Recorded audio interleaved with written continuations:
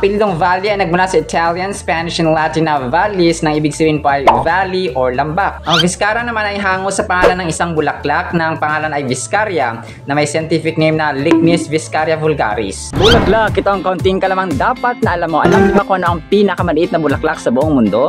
Ito ay walang iba kundi ang bulaklak na Wolffia globosa at ang diameter nito ay 0.5 hanggang 1 mm lamang mga kasambreros. In short, ay mas maliit pa ito sa mga butil na mabigas or palay mga kasambreros na may scientific name na Rhiza sativa. Maliit. May pinakamaliit na bulaklak mga kasambreros sa atin naman sa Panginoon kapag tayo po ay nagsisipag at saka gumagawa ng kanyang kalooban.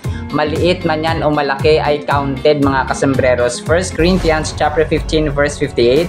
Kaya nga mga minamahal kong kapatid, tayo yon, magpakatatag kayo at huwag matinag. Maging masipag kayo palagi sa paglilingkod sa Panginoon dahil alam ninyong hindi masasayang ang inyong pagpapagal para sa Kanya. Mula rito sa tinaguriang ang lupang ipinangako, the land of promise, ang Mindanao. Yan ang kalaman at katotohanan dapat na alam mo.